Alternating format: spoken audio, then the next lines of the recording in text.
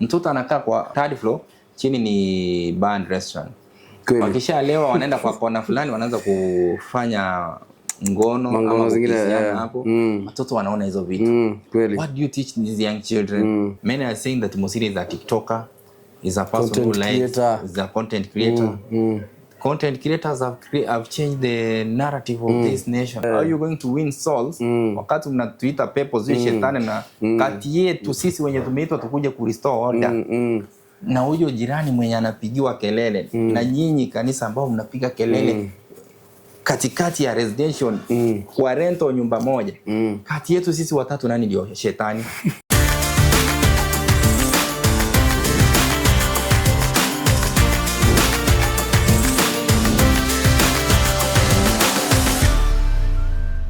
Alright, kaboom ladies and gentlemen, kama K kama Ka, you know the hashtag lazima ibambe. Na unashangaa kwa nini leo siko kwa podcast? Hakuna meza hivi Kalito ma 1 2 3. Leo tuko ofisi moja kubwa. Sijui kama Kalito umechukuliwa hapo hivyo. Imeandikwa Chief County Officer Environment. None other than Geoffrey Mosira. Mambo vipi bro? Mzuri sana. Naitwa Geoffrey Mosira, katibu mkuu wa mazingira gatuzi la Nairobi. The chief officer in charge of environment in Nairobi City County. Na nimeona schedule yako iko busy sana mazi. Tumekuja hapo hivyo tunaona tu wase wanatoka wakiingia wakitoka. Basically day yako inakangaje, like kija kwa ofisi, like unaingia time gani hivi, alafu ni gani una deal now because umechikiwa wase wengi sana kama na sijui ma complaints na ma You see, Nairobi is big, environment is big, so we have to serve each and every person. Every person has his problems, his issues. Some have recommendations. So we meet many people, but I make sure that I dedicate a day. Like today I said I'm going to take my time, address issues, listen to the people who visit the office to seek services, as well as handle administrative matters. So leo nimeamka asubuhi nilifika hapa saa 2. Tangu saa 2 na sasa ni saa ngapi? Naelekea saa 8. Saa 8 huko Sijatoka kwa hii kiti because I'm serving Nairobians on behalf of His Excellency Governor Sakaja Johnson. Because when we serve, we are serving under the leadership of His Excellency and the people coming to seek services because the governor cannot be everywhere. So they always come to our offices and we always address their issues one hour after the other. On a normal day, unaweza pata like meet wase kama wangapi because unaona watu ni wengi sana. Like today I've seen more than 50 people who just came to seek services. But that's why I normally come early in the morning. I finish administrative work. Then by 10 a.m. I leave the office. I go to do support supervision on the field and also to see how the staff works under my office are performing their duties. I leave my director and I have other deputy directors to do some of the administrative work because delegation of duties in government is allowed. That's how you nurture those under you to also take up the role when you are not around. So before niongele story ya noise pollution na dust within Nairobi na wenye mna plan, we're growing up, did you always want to maybe kufanya hii job? You see, everyone has ambitions. Young people around, they want to become chief officers, some want to become teachers, some want to become doctors. You see, there are other people outside there who want to become leaders. MCAs, MPs, governors, presidents. So everyone has ambitions. Myself, I wanted to serve where I have direct contact with the people. That's why I served in health department where we were dealing directly with human life, ensuring that we save that life. That's why we made sure that we have ICU, the first ICU in Mama Lucy.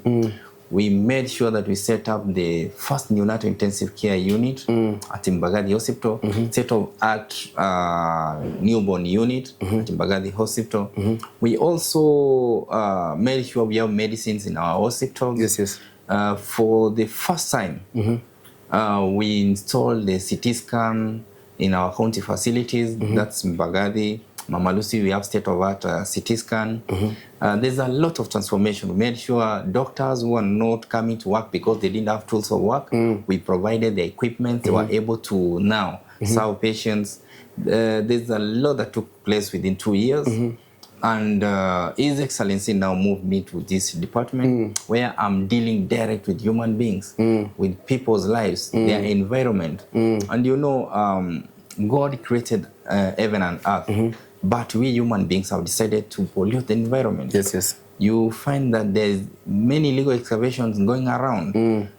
People are cutting down trees without replacement. People are discharging raw sewer into the environment, which is not treated. Companies are discharging effluent. We have factories polluting the environment, air pollution. We have people setting up patching plants in residential area where people are unable to sleep. People have decided to set up LPG gas filling plants in residential areas. We have lost lives. These LPG gas, sometimes it leaks into the environment.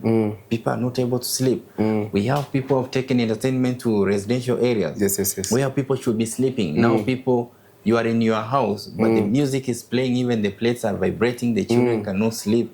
We have elderly who are sick, who need to take their medicine. People are suffering in residential area just because one person decided that he's going to put up an entertainment joint or a church, a place of worship in a rental house where they make noise, kesha Monday to Sunday. People are suffering. So I'm dealing directly with human beings. I'm dealing directly with the residents of Nairobi who elected Governor Sakaja into office, and Governor Sakaja appointed us to help him in delivering his promise to the people of Nairobi. That's a city of order, dignity, hope, and opportunities for all. Talking about the city, what's the plan? Nairobi CBD, because matakataka siku hizi ni kama watu walikuwa wameweza kuzoea kutupa matakataka kila pahali, and the other day kulikuwa na mzee fulani ulipata naye alikuwa na nyora tu, ndio? You see, when I walk around the city, I do my observation just to see how people are also living within the city doing their business. What I've realized, we provided dustbins within the streets. People decided to steal them to sell them as scrap metals. Today, the same people are complaining on social media that install dustbins. We install, they cannot finish even a week. When are we going to change our culture so that we stop being thieves? Because now everyone is a thief. They want to steal from government, forgetting that they are the same people who are going to suffer from garbage that is generated from businesses, which the generators they walk along CBD.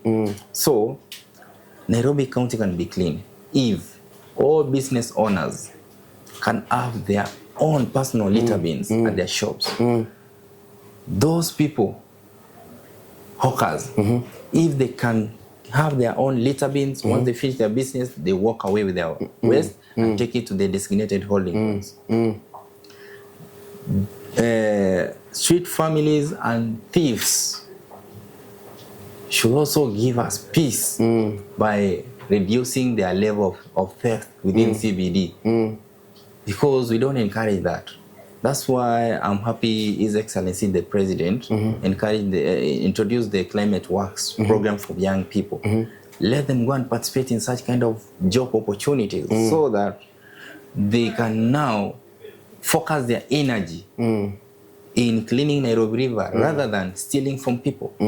Because this money they steal, this scrap metal they steal in the name of stealing our dustbins, it's not going to solve their problems because they are creating more problems to even the county itself. So if we all become responsible, we can clean Nairobi. But we are going to continue moving around, encouraging our people the importance of keeping the environment clean. That's why I'm using social media, because Nairobi is big.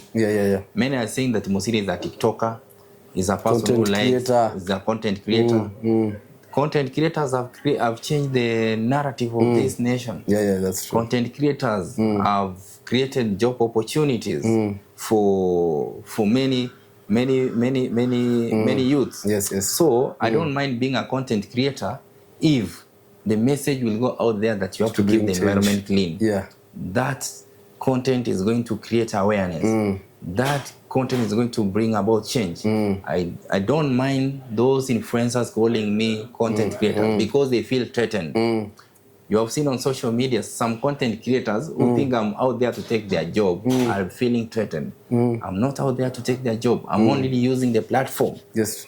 Creating a content to take out a message, to tell young people that you need to keep the environment clean, to tell Nairobians you need to take responsibility of your waste, to tell our fathers, our mothers who have been in this position that you should have done this way, we will not be having this problem. So that's not being a content creator. I'm only using the content to take out the message. But those criticizing, I want to tell them, I'm not out to compete with you. I'm not in competition because I'm not creating this content to earn a living out of it so that I take over the market from you. No, your work is there. Continue in being very innovative, creativity, and use your content creation to create awareness about the environment. That's the only way we can clean Nairobi. I'm happy there's a team of young people who have taken what I'm doing and they're creating content out of it, sending out a message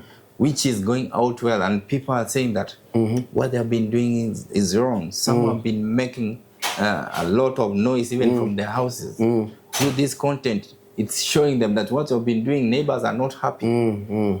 Some have been making noise pollution in residential areas. When someone go creating a content as a pastor, they're making noise and their neighbors are sleeping. And now someone comes in the name of Mosira, tells them, what you are doing is not right. Stop noise pollution. There is a children who are supposed to do assignment. Kuna mtoto mgonjwa wako pale. It sends out a message. So my humble request to content creators, bloggers, join me in this journey. Let's create good content to change our nation. Let's create a narrative to bring sanity in this city. And the time to do it is now. It's now. And everyone is on social media. Go to developed countries. They use cameras. They document everything they do. All enforcements are documented. What am I doing wrong? I'm only trying to tell the people that today Gen Zs will not be in streets if the government was to document everything they do on a daily basis and share on social media. That's right. They will only just come there to criticize and tell them you need to do ABCD and up on what you're doing. Today, the president will not have said what he said the other day, that he has now a deputy who's going out to help him take out the information, create awareness about the government projects. When you will go out, say that the government is doing this and this institution, people will not know if it doesn't go through TikTok, Facebook, Twitter, and all over. Is that not a content? Are they going to call him a content creator? No. So they need to differentiate between creating a content and selling out the government agenda and telling the people what you are doing. That's true. So what I'm urging the content creators, kindly join the space. Let's use this platform as young people because I'm a youth. I'm not an old person. I'm just 33 years old. I know most of you are young people like me. And I am using this platform to show young people that when young people are given opportunity, they deliver. And the government should encourage many young people to apply for government jobs because they have the energy to deliver. A young person can work even 24 hours without sleeping and serving the people. That's what you want. You cannot compare myself with a person who is 50 years old. That's true. That person by 8 p.m. he has switched off, but me I can work beyond the 12 hours. So before finally, my last question before Sugar comes, and maybe I'll get to swali moja mbili tatu. What's the way forward for nightclubs? Because ni kama clubs zote zitafungwa ama what's the way forward? Those are not nightclubs. Nightclubs are not operated in residential areas. Hakuna nightclub ambayo ina operate residential area. Zile ni bar and restaurant. Inafaa kufungua saa 4 asubuhi, ifunge saa 5 usiku. Wale wanataka kuendelea kukunywa mpaka the following day, waende CBD ama areas designated for nightclubs. We don't license nightclub in the residential area. Those are bar and restaurant.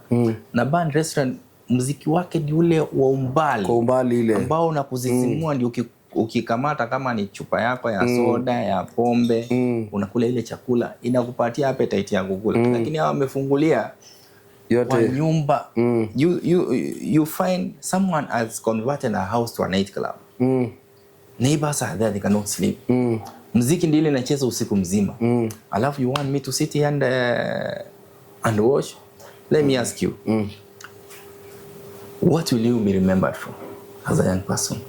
Will you be remembered as someone who's given a responsibility and you left people to operate with impunity, causing air pollution, noise pollution, illegal excavations, disturbing neighbors? Or will you be remembered as someone who brought sanity and order in the city? I want to be remembered as a person who transformed Nairobi under the leadership of Governor Sakaja. Because Michuki worked under Kibaki's government and he delivered. He's remembered as someone mwenye alihakikisha magari ziko na safety belt. Someone alihakikisha amesafisha mto Nairobi na akaeka Michuki Park ambayo iko mpaka sasa hivi. It's named after him. True. Leo hii unajua hata Matiang'i, there are things he did right, there are those he did wrong. In education sector, he's remembered as someone who transformed the education sector of this country. True. Because he was hands-on. And it's through media that he was known. He was not a content creator. Why are they not calling him a content creator? So what will you be remembered for? I want to be remembered as someone who planted and made sure trees grew in Nairobi. We normally do tree planting exercises every month. And every week we have activities for planting trees. I want to remember as someone who restored sanity in residential areas. I stopped entertainment which was illegal. Because what they are doing is illegal. Yeah. What they are doing operating in residential areas is illegal. And the people have decided to just keep quiet and continue suffering while the person humiliating them do not live there. They don't sleep there. Their children are not disturbed with this noise. They live in Lavington, Runda, areas far away from clubs. They are even complaining that there are churches around them which are making noise. But they have forgotten that they're making noise in residential areas. I'm happy with the young people. They have embraced this move. They want to restore order. Young people of this county, young people of this nation, I want to join me in this movement. Hiyo church pia venye umeguzia church utaguzia pia church pia nini makelele? Kanisa inapiga kelele. I'll share about that. I'm happy because the young people ambao wanaona ile uozo iko kwa inchi kwa sababu ya a few individuals wana operate with impunity have come out to support me. Whenever naenda kwa club ina make noise pollution, kuna wase wakiniona wanasema Mosira wewe ni na kazi yako iko fiti. Hapa kuna noise pollution. Kama kuna noise pollution, wacha si tutoke. Wacha tuanze tu drink tutoke. Wewe funga hii club, waende town. Those are the young people saying that. Meaning they love what you are doing. Kanisa pia ananiambia pia kuna kanisa zinatusumbua pale mtaani na noise pollution. Na tumetembelea kadhaa. Unapata kuna moja tulienda. Hii ni nyumba ya mabati. Wamechukua room moja katikati.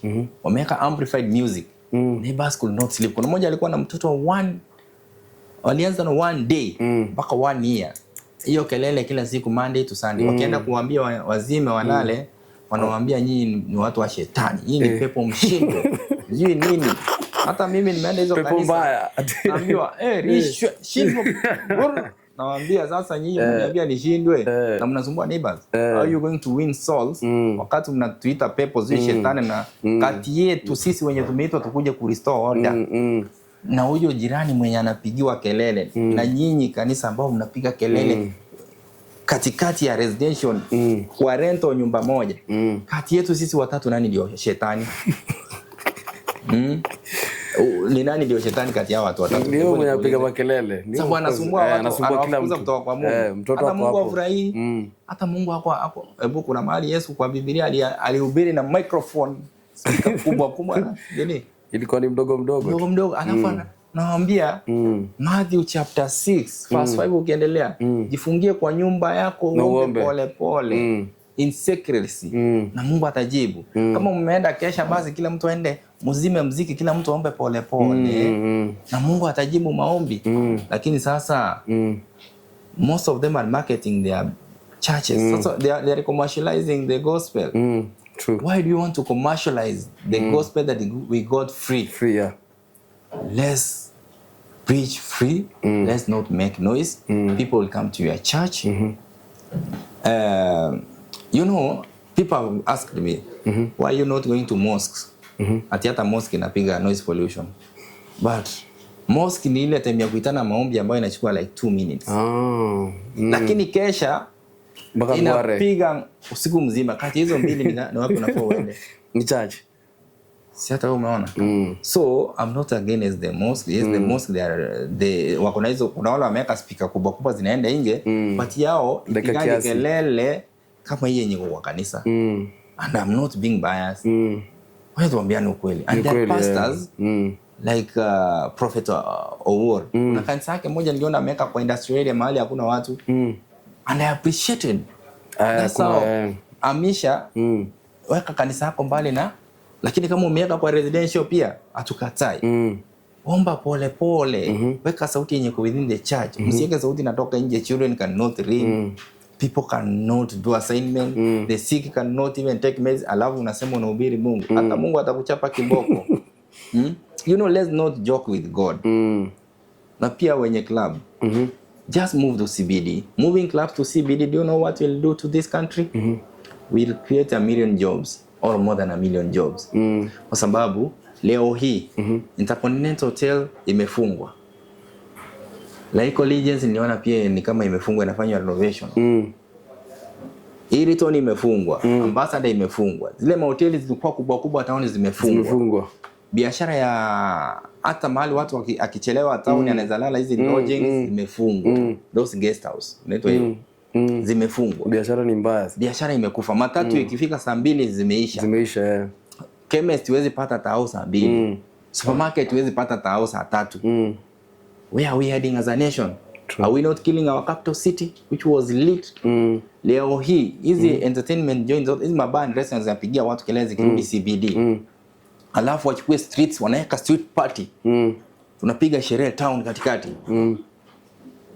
Jobs zitarudi town.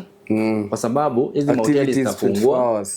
Activities zitakuwa 24 hours, supermarket itaoperate 24 hours, matatu itakuwa 24 hours. Utatoka mtaani na matatu ufike upige entertainment urudi mtaa. Taxi itaoperate 24 hours. Alafu hizi mahoteli zitarudisha live yao. Zile hoteli ndogo ndogo zilikuwa zina operate 24 hours zitarudi. Chemist zitarudi. Those are jobs. Security, watu wataandikwa ma watchman. Alafu ita reduce the cost of living. Unajua hizi nyumba zimejengwa kwa estates mzuri zimewekwa Airbnb. Sasa zitakuwa Airbnb. Zingine zimepeleka bad morals watoto wetu huko mtaani. Sasa Airbnb kwa sababu haitakuwa hiyo nyumba, kwa sababu unajua Airbnb anaweza lipa hata 60,000 per month because it makes like 120,000 a month profit ni. Sasa since hakutakuwa na wateja watarudi town, sababu hata hizi guest houses zitapata wateja town. So rent ya 60 ita reduce by 30. Kweli. Cost of living itarudi chini. Rento itarudi chini, hiyo rent mnalipa. Si tumereduce the cost of living in the city. Imerudi kweli. Mani aje. Alafu wasichana wetu kuwawa Airbnb itaisha. Huwezi wa msichana town hapo unapata kila mtu kwa hapo security. Kwa Airbnb ndio watu wanaenda na wasichana. Hata watu wengi wamepotea. Ati someone alipotea 2 months ago hajapatikana. Wengine walienda sherehe kwa Airbnb wakamuua, akaua. Wanaweka kwa magunia wanaenda wanazika. Kweli. You see? We are going to reduce crime. Drug abuse. Is Airbnb is a lot of drug abuse. Wanatoka kwa entertainment joint hapo kwa first floor, wanaingia Airbnb juu. Drugs. To reduce, to save the generations. Alafu wale watoto wanaishi kwa estate. Mtoto anakaa kwa first floor, chini yani third floor, chini ni bar and restaurant. Wakishalewa wanaenda kwa kona fulani, wanaanza kufanya ngono ama zingine hapo. Watoto wanaona hizo vitu. What do you teach these young children? What are we teaching the young generation? We are teaching them bad morals, bad behaviors, bad characters. True. And the time to do the right thing is now. You may hate Mosira, but one day you will love me because I'm saving your generation. I'm doing this not only for me, but for our children, for the children of your children. It might be a tough decision, and you may not like it, because such unpopular decisions, one day you will feel them. Leo hii wakati Thika Road ilikuwa inatengenezwa, wengi walisema ati wanaharibu manyumba zetu. But are we not enjoying Thika Road? Enjoying. Expressway wakati ilikuwa inawekwa mlisema zii wanaharibu nini, wanatuletea jam. Are we not enjoying expressway? Enjoying. So when someone is in power, especially at the presidents, people talk bad about them. People hated it back. When he left power today, they enjoy his legacy. People talked bad about President Uhuru. When he left power, people are talking good about him. People hate the current president, William Samoei Ruto. But when he will leave power, you will know that the decisions he was making today are meant to benefit us in future. So sometimes I say, just make decisions that are going to save the generations. Results may not be seen immediately, but you'll see the results at the right time. That's why I'm doing the right thing, leading as an example as a young person, making sure I'm not compromised by those with influence, those who feel that they can buy their way through corruption. I'm not influenced or compromised by them, because I have many years to work. I have many years to make that money, make indirectly through corruption. I have many years as a young person to also lead as an example, because I don't want curses for my children. True. I have to do what's right, because tomorrow the people to suffer are my children, or your children, with the young people. Because we supported impunity that was happening at that time we were in position. And when we had the right time and a chance to fix the mess that had been created by our fathers and our forefathers. That's very true.